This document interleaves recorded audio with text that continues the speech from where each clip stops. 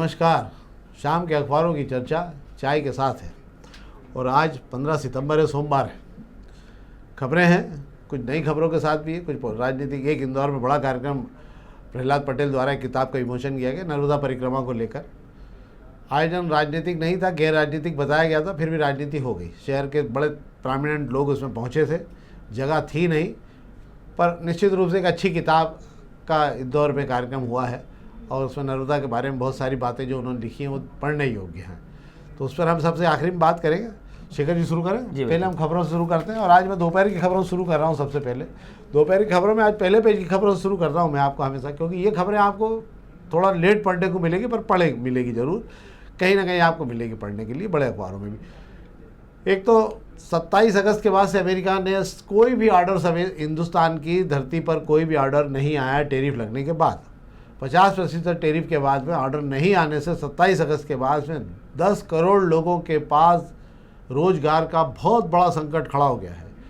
और ये इतना बड़ा संकट खड़ा हो गया है क्योंकि हमारा 45,000 करोड़ हर महीने का जो निर्यात था उसने कमर तोड़ के रख दी। हीरे का सबसे बड़ा खरीदार भी अमेरिका ही था और यहाँ 20 लाख से ज़्यादा लोग काम करते थे। अब 2-2.5 लाख लोगों के पास भी काम नहीं बचा है। 4.5 करोड़ से ज़्यादा टेक्सटाइल उद्योग का निर्यात था हमारा, जो पूरा का पूरा दूसरे देशों में चला गया है और ये एक बहुत बड़ा नुकसान हुआ है। ये 4.5 करोड़ मजदूर जो हैं यहाँ पर, बिल्कुल इनके पास भी आधे से ज़्यादा तो पहले ही छुट्टी पे जा चुके हैं, जो काम नहीं है जिन लोगों के पास में। और इसके अलावा 6 से 8 उद्योग ऐसे सिरेमिक वाले में भी लाखों लोग काम करते थे। तो कुल मिला के सार ये है कि ये भरपाई कहीं नहीं हो पा रही है। सरकार ने अभी तक इस मामले में कोई पहल जो है विशेष तैयार नहीं की है कि भले ही आप दूसरे देशों में आज व्यापार ढूंढने निकल रहे हो पर व्यापार आज मिलना नहीं। तो ये 10 करोड़ लोगों के परिवारों में काली दिवाली होने का संकट बहुत बड़ा खड़ा हो गया है और ये एक बहुत बड़ी मुसीबत बनेगा अगर इसको समझौता नहीं हो पाया तो अमेरिका के साथ में, क्योंकि ये एकमात्र ऐसा देश है जिससे हम बड़ी राशि डॉलर में कमा रहे थे। बाकी चीन और रशिया ऐसे देश हैं जहाँ से हमसे बड़ी राशि वो कमा रहे हैं, तो वो तो हमारा पैसा सब और वो डॉलर में ले रहे हैं। मज़ेदार बात ये है कि वो अपनी पैसा जो है आपका रूबल में और उससे येन में नहीं, वो तो डॉलर में उठाना चाहते हैं कि हमको पैसा डॉलर में दीजिए आप। तो ये बड़ा संकट है। और दूसरी एक बहुत बड़ी खबर ये है कि 80 करोड़ लोगों को जो मुफ्त अनाज मिल रहा था उस पर ग्रहण छाने वाला है। उसमें वापस नए सिरे से सारे देश भर के जितने भी राज्यों के वित्त खाद्य सचिव सबको बुलाया गया है और सबको एक कहा जाने वाला है कि इसको नए सिरे से जांच की जाए। तो बहुत बड़ी तादाद में वो लोग लाभ ले रहे हैं जिनकी जो दूसरी भी योजनाओं का लाभ ले रहे हैं।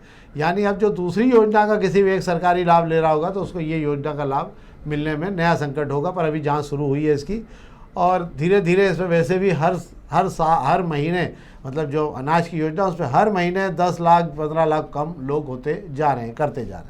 तो ये था। और वक्फ कानून पे आज फैसला आ गया। उसमें जो एक सबसे बड़े प्रावधान को लेकर दिक्कत थी कि जिसमें इस्लाम के अनुयायी जो है वो बनेगा, उसको लेकर रोका गया था, उसको कोर्ट ने हरी झंडी दे दी। एक बड़ी बात है ये। इसके अलावा बाकी खबरें सब सामान्य खबरें। एक खबर पे आपको और बात कर लेता हूँ, यही बड़ी अच्छी खबर है कि अब भारत जो चीन से जैसे बाज़ार खुला है तो भारत के इंदौर के सराफा बाज़ार में भी चीन का चांदी के जेवर आने लगे हैं। और वो जो है 985 कैरेट पर जो है वो आपको दे रहे हैं हॉलमार्क लगा के।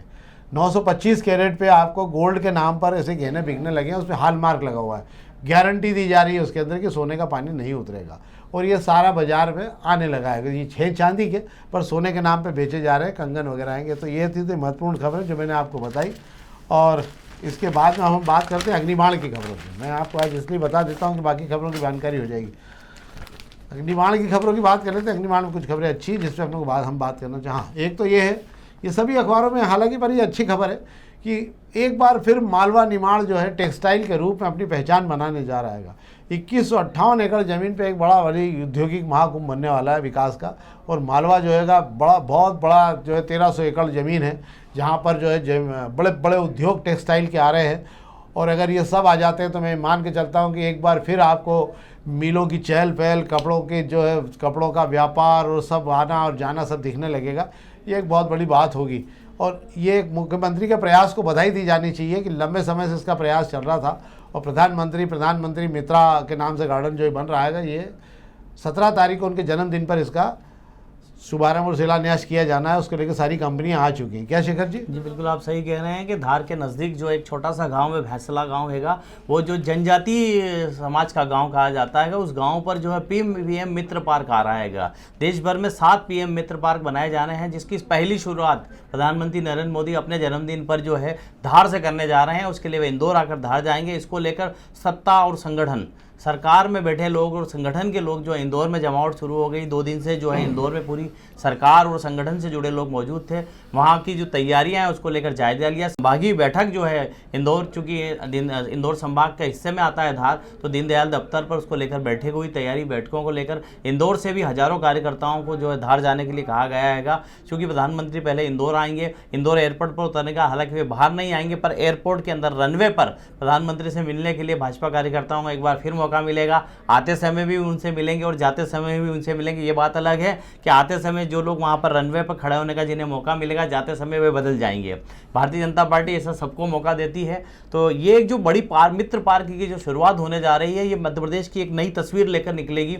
ये इंदौर जो शहर या मालवा की में अगर बात कर लो तो मालवा में पहले भी उद्योगों का आसपास जो उद्योगों की बसाहट रही है, यहाँ पर पीएम मित्र पार्क में सारे तरीके के आपको उद्योग मिलेंगे और 10,000 से 17,000 स्क्वायर फीट के 2 तरह के प्लाट होंगे जो दिए गए हैंगे। और सबसे अच्छी खासियत है इसके भूमि पूजन के पहले ही इसके अधिक ज़्यादातर प्लाट जो हैं की बुकिंग हो चुकी है। वाह, बहुत अच्छा होने वाला है। मुझे ऐसा लग रहा है कि आने वाला भविष्य जो है मालवा निमाड़ का बहुत अच्छा होगा। हमारे बड़ी तादाद में हज़ारों बच्चे जो है दूसरे के नौकरियों के लिए जो जा रहे हैं, टेक्सटाइल के बनने के बाद में अनस्किल्ड लेबर को बहुत सारा काम मिलेगा। एक और खबर है जिस पर हम बात करना चाहते हैं। एक तो रावजी बाजार चंद्रभागा के बीच नपती होगी, सड़क निर्माण फिर शुरू होगा। ये अब आ गया समय इसका। अब नपतियाँ, मुझे लगता है कि एक बार फिर नपती हो गई। नपतियाँ होती रहती है कि काम शुरू हो जाने से मतलब, जब तक काम शुरू नहीं है नपतियों का कोई मतलब नहीं है। नपतियाँ तो सारी सड़कों की हो चुकी है, सब पे लाल निशान लग चुके हैं, सबको अपनी हद बता दी गई है कि किसको कितना पीछे होना है। बस काम कब शुरू करेगा नगर निगम, वो नारियल कब बधारेगा, सिर्फ उसका इंतजार रहेगा। तो हम इंतजार करेंगे, क्योंकि और भी जगह सही बात है, और भी जगह नपतियाँ तो हो चुकी है कि हम भी लिख के और पढ़ के थक गए हैं, पर नपतियों के बाद में आगे कुछ होता है नहीं। बारिश का समय खत्म होने वाला, देखते हैं। एक और खबर बड़ी रोचक है इसमें कि शहर में 810 गड्ढे मिले। नगर निगम ने गड्ढे भरने का अभियान शुरू किया, नवरात्रि पे होगा काम। 810 गड्ढे पर सब जगह मिला के टोटल ये सब मैं जब फिगर निकाला है कि 810 जो गड्ढे मिले हैं, ये 12 मीटर से जो चौड़ी सड़कें सिर्फ उन्हीं के गड्ढे हैंगे। अच्छा। और उसमें भी इसमें गड्ढों की साइज भी लिखी है, कितने खतरनाक है। जोनल दफ्तरों से एक रिपोर्ट बुलवाई गई थी, उस रिपोर्ट में पूछा गया था कि अपने अपने इलाकों में कहाँ कहाँ पेचवर्क करवाना है, कितने गड्ढे हो गए हैं, तो वो कितनी ईमानदारी से गणना की होगी तो सभी जानते हैं। पर 12 मीटर से चौड़ी सड़क पर सिर्फ 810 गड्ढे ही हैं। तो शहर के लोगों को सिर्फ पढ़ के खुश हो लीजिए कि शहर में गड्ढे कम हैं, पर ये बात अलग है जब आप निकलते हैं, जब आपकी हड्डियां टूटती है या कमर को जो झटका निकलता लगता है गाड़ियों पर, उस हिसाब से अगर आप गिनने जाएंगे तो 810 गड्ढों की बात कर रहे हैं। आप आपके घर से 2-4 किलोमीटर चलेंगे, उतने में ही आपको समझ आ जाएगा कि आंकड़ा कितना सही है। तो 8,000 से ज़्यादा गड्ढे मिलेंगे आपको। चलो कम से कम इसे नगर निगम के गड्ढे तो कुछ ना कुछ भरा ही जाएंगे, बाकी गड्ढे भराए या नहीं भराए, नगर निगम गड्ढे भराए जाएंगे। अब एक खबर में पत्रिका की बात कर लेते हैं। पत्रिका में भी खबरें सामान्य ही है, एक खबर पर हम जरूर बात कर लेते हैं। पत्रिका की ये खबर है, गुरु सिंह सभा का बहुत जो खींचतान चल रही है लंबे समय से, कि वो बंटी भाटिया और मोनू भाटिया के बीच में, महासचिव और अध्यक्ष के बीच में जो है वो गुरुद्वारे को लेकर नियुक्ति कर दी, फिर उन्होंने भी नियुक्ति कर दी। अंततः ये मामला में सुलह हो गई और दोनों के बीच ये हुआ है कि एक बार नए सिरे से दोनों ही जो नियुक्तियां में अध्यक्ष की सहमति से हो जाएगी। लगता है मेरे को कि अध्याय रेवाखंडे समाप्त हो गया। ये क्या है यार? अध्याय समाप्त हो गया ये नहीं कहा जा सकता। हाँ, ये कहा जा सकता है कि अभी अध्याय शांत हो गया, या मैं कह दूं कि अभी थोड़ा समझौता हो गया है, दोनों दल मान गए हैंगे। आपको बता दूं, श्री गुरु सिंह सभा जो सिख समाज की सर्वोच्च संस्था है, इसके चुनाव को लेकर, इसकी कमेटी को में कब्जा करने को लेकर जो है मोनू भाटिया और बॉबी छाबड़ा ने मिलकर चुनाव लड़ा था और रिंकू भाटिया को इस कमेटी से बाहर किया था। 8 महीने बाद ये दोनों जो दोस्ती थी, जो मिलकर चुनाव लड़ा था, उसमें दरार आने लग गई थी। चूँकि मोनू भाटिया अध्यक्ष हैंगे और बंटी भाटिया जो हैं, बंटी जो हैंगे बॉबी छाबड़ा समर्थक महासचिव हैं इस कमेटी में, इनके बीच में जो है गुरुद्वारों में जो कमेटियां बनाने को लेकर जो है खींचतान मची थी। उस खींचतान में ये तय हो गया था, दोनों के बीच समझौता कराने की कल बैठक की गई और दिल्ली के जो मंत्री हैंगे सिरसिया इंदौर आए थे, सिख समाज के ताल्लुक रखते हैं, उनकी मौजूदगी में जो है वो करा दिया गया है समझौता। तो अभी ये फिलहाल तो मामला शांत हो गया है। हाथ दोनों पकड़ के एक दूसरे फोटो जैसा कि अखबार में छपा है बताने की कोशिश कर रहे हैं कि हम एक हो गए हैं, देखते हैं कितने दिन एका बना रहेगा। हाँ, और बॉबी छाबड़ा की सहमति होगी कि नहीं हुई? तकलीफ तो वही है।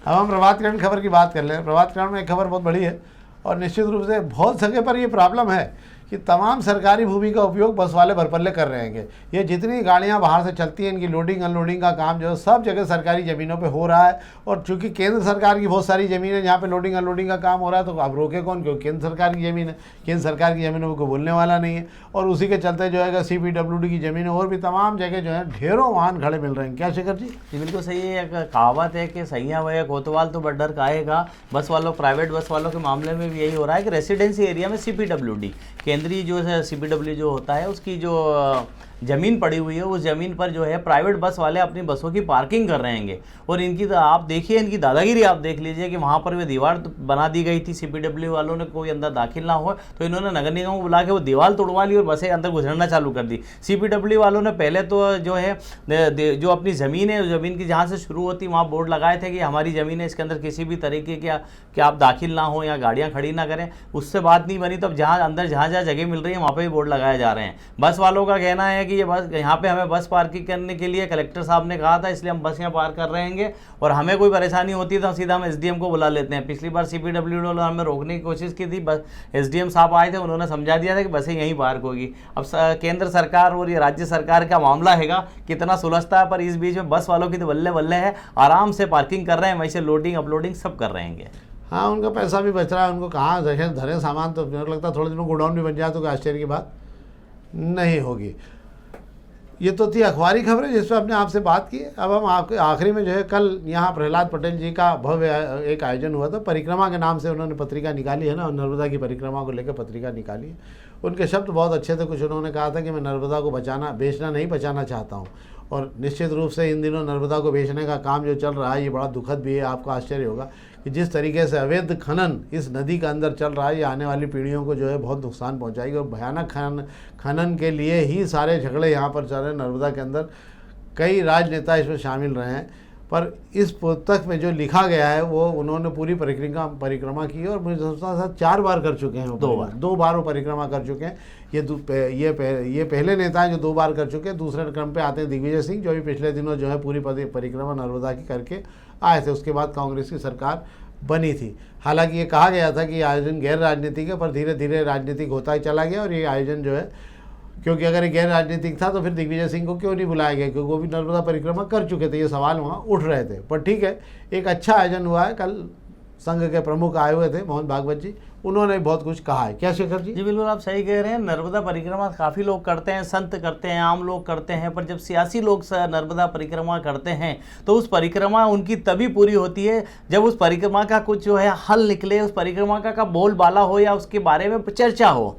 ऐसे ही प्रहलाद पटेल की परिक्रमा की बात कर लेते हैं तो प्रहलाद पटेल ने अभी तक 2 बार नर्मदा परिक्रमा की। पहली नर्मदा परिक्रमा जो थी उन्होंने 33 साल पहले की थी, जब 33 साल पहले की थी। और उसके बाद उन्होंने 30 साल पहले जब की, उसको सोचा कि इसको उन्होंने अपने वाक्य लिखे रास्ते भर में, जो अनुभव किया है उन्होंने लिख के रख दिया। तब भी उन्हें हिंदी साहित्य अकादमी ने कहा था इसे हमें से शेयर कर दीजिए, हम किताब वो कर देते हैं। तब प्रहलाद पटेल ने कहा था कि मैं नर्मदा को बेचना नहीं चाहता हूँ। विचार पूरा रहा। अब 65 साल की उम्र में हो गए, इस बीच में एक बार पत्नी के साथ में परिक्रमा और करके आ गए। 65 साल की उम्र में पूछे तो साथियों ने जोड़ दिया, कहते हैं कि साथियों ने जोड़ दिया कि आप तो किताब निकाल ही देनी चाहिए। तो किताब निकाल दी गई। अब किताब निकाल दी, चूंकि सियासत से ताल्लुक़ रखते हैं तो इनकी परिक्रमा तभी पूरी हो सकती थी जब सियासत का कोई बड़ा चेहरा है जो किताब का फीता खोले। बड़ी कोशिश कर रहे थे वे, तो RSS प्रमुख मोहन भागवत जी से उन्होंने समय मांग रहे थे। कहा जाता है 1 साल से वे कोशिश कर रहे थे। 1 महीने पहले भागवत जी ने किताब को बुलाया, किताब को पढ़ा, क्योंकि भागवत जी हर किसी की किताब का जो है फीता नहीं खोल सकते, ये उनकी गरिमा में भी नहीं आता है। पहले उन्होंने किताब को पढ़ा, उन्हें लगता कि यार किताब वाकई अच्छी है, तो इस वजह से फिर उन्होंने फीता खोलने की मंजूरी दी। अब बात होती है कि फीता कहाँ खोलना हैगा, क्योंकि बुंदेलखंड से आते हैंगे प्रहलाद पटेल, पर मध्य प्रदेश की सियासत में अगर सबसे बड़ा असर पड़ता है तो इंदौर से पड़ता हैगा। तो इंदौर को चुनने की कोशिश की। हालांकि वे तैयार थे, उन्होंने मोहन भागवत जी से कह दिया था आपको जहाँ सुविधाजनक है देश के उस शहर में मैं फीता खुलवाने के लिए तैयार हूँ। आखिर में तय हुआ कि इंदौर में किताब का फीता खोला जाएगा, क्योंकि प्रहलाद पटेल का इंदौर में इतने ना समर्थक है ना इतना कुछ है। पर प्रहलाद पटेल ने कल मंत्री कैलाश विजयवर्गीय के सहारे जो है उत्तम स्वामी जी को भी बुला लिया था मंच पर। जो है उत्तम स्वामी जी और जो मोहन भागवत बैठे थे, और जिस हाल में बिलियन कन्वेंशन सेंटर के जिस सबसे बड़े हाल में आयोजन किया गया था, हाल के अंदर तो ठीक है, बाहर तक पैर रखने की जगह नहीं मिली थी, और इतने लोग प्रहलाद पटेल ने कहाँ से बुला लिया पता नहीं आवड़ा। और इंदौर शहर में प्रहलाद पटेल ने अपनी ताकत दिखा दी और ये बता दिया कि वे इंदौर में भी उनके लोग हैं, और भोपाल से लेकर बुंदेलखंड से लेकर गाड़ियों का कारवा भर के आया था। सबसे बड़ी बात यह है, इस सारी चीज़ों में मोहन भागवत के आने से प्रहलाद पटेल की जो नर्मदा परिक्रमा थी, मुझे लगता है इंदौर में पूरी हो गई है। वाह, बहुत बढ़िया हुआ। मैं समझता हूँ मुख्यमंत्री को नहीं बुलाया था क्या? मुख्यमंत्री आए थे, प्रदेश अध्यक्ष हेमंत खंडेलवाल भी थे, प्रदेश प्रभारी भी थे, प्रदेश संगठन मंत्री भी थे, पर जहां पर संघ प्रमुख बैठते हैं वहां पे सत्ता और सरकार जो है वो जो नीचे आ जाती हैगी। तो इन्हें मंच पर जगह नहीं मिली, सामने आम लोगों के बीच में बैठ के इन्होंने भी मोहन भागवत जी को 40 मिनट तक सुना, जिन्होंने किताब के बारे में बताया कि इस नर्मदा परिक्रमा करने से क्या मिलता है और क्यों करनी चाहिए। वाह, तो ये मुझे लगता है ये पूरी परिक्रमा हो गई प्रहलाद पटेल जी की भी, और हमारी शुभकामना भी। किताब यकीनन बहुत अच्छी लिखी है उन्होंने, किताब के बारे में बहुत, नर्मदा जी को लेकर बहुत सारी जानकारी भी उसमें दी है। निश्चित रूप से आपको मौका मिले तो आपको पढ़ना भी चाहिए, किताब बहुत अच्छी है वो। तो ये तो था हमारा आज का कार्यक्रम जो हमने आपके सामने पेश किया है। इस कार्यक्रम को लेकर हमारा आग्रह भी है आपसे, कृपा करके इसको अधिक से अधिक मित्रों तक पहुँचाएँ। और मैं उन तमाम विदेश में देखने वालों का भी बहुत आभारी रहता हूँ जो इस कार्यक्रम को वहाँ देखते और सुनते हैं। बहुत बहुत धन्यवाद।